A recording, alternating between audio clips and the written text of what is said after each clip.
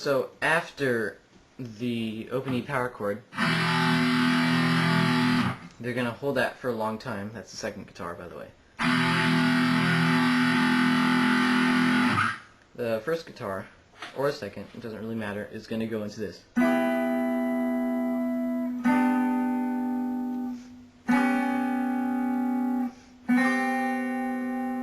And those are chords, clean.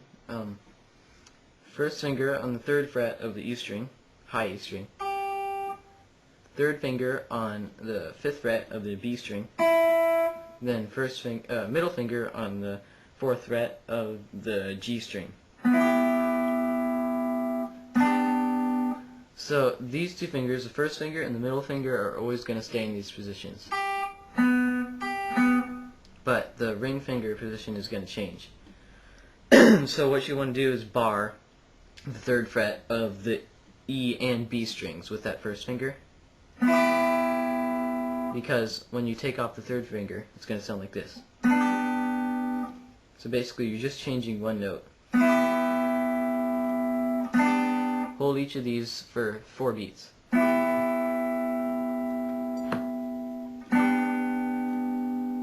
And then you're going to put your middle finger on the 3rd fret of the E string, ring finger on the 4th fret of the G string. So again, that's the same note. And then you're going to put your first finger on the 2nd fret of the B string. And then move it down a half step so that it's on the 1st fret of the B string. So, the second guitar keeps doing that for a while. And then after the first time, the first guitar comes in.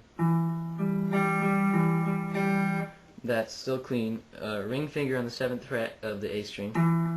First finger on the 5th fret of the D string. And then open G string. Then back to the D string. And then back to the A string. Basically, you're just going up that chord. And then, same position, except you're going to put your first finger on the 5th fret of the A string, and then 5th fret of the D string, and then G string. So it's going to be the same thing, except you're going to drop back down to the 5th fret of the D string.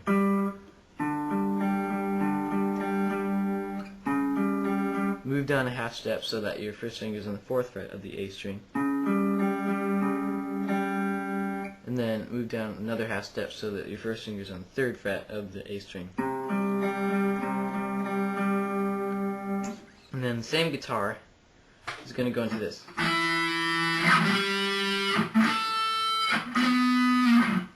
And that's first finger chord on the 7th fret of the A string, and ring finger on the 9th fret of the G string, not the D string, G string. So you're going to arch that first finger over the D string so you can't hear it. And then slide up to the 10th fret, slide up to the 12th, then to the 14th, and then to the 7th again, and to the 10th, then down to the 4th, and back to the 10th, and then do that whole thing twice.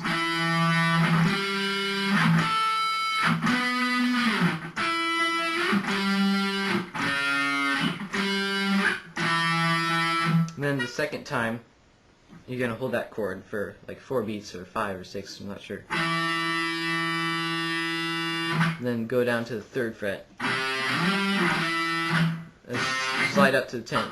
And then back to the 7th. Do that again, except this time, slide really quickly up to the 10th again from the 7th. And then once more.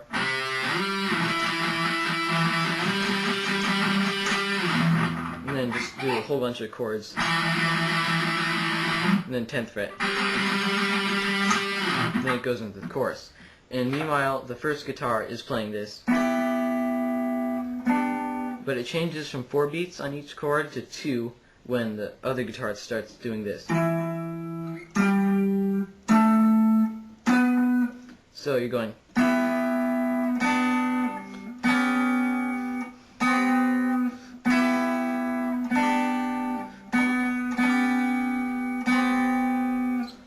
just going to do that a whole bunch of times, and then go back to distortion for the chorus.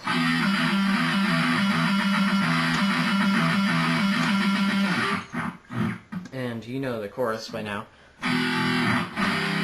But when you normally go down to this,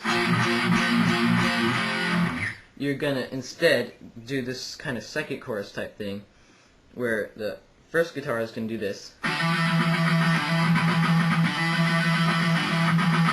That's the 10th fret, hammer onto the 12th fret. These are 16th notes.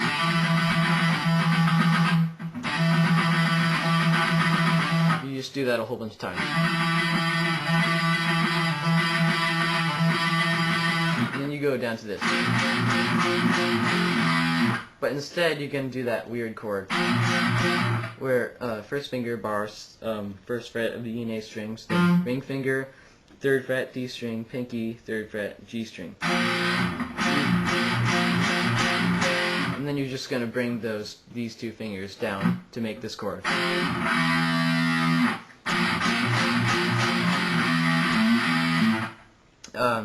Then the second guitar after the kind of first chorus thing, after this, you're gonna slide up from the second fret of the E string with that same chord. And then 8 chords on the 10th fret of the E string. Go up and down, because you're going to have to play these fast, because they're 16th notes.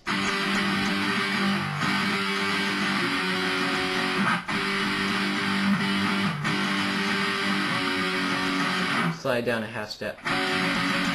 8 times again. Another half step. 8 times. And then another half step, but this time you're only going to hit it once. And then go back up.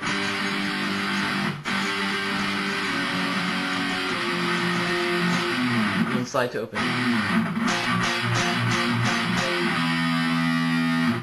And then you just do that again. Do that 4 times, I think, and then, no, 3 times, and then on the 3rd time, you're going to hit that chord 2 times.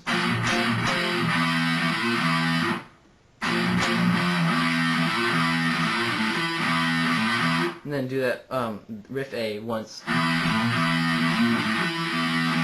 And the second time go to this.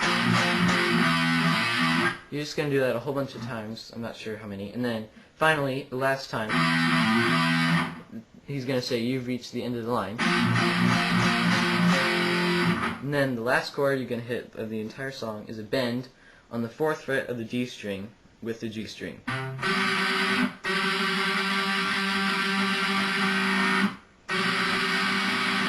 You could do this with the 5th fret, but it doesn't sound as good.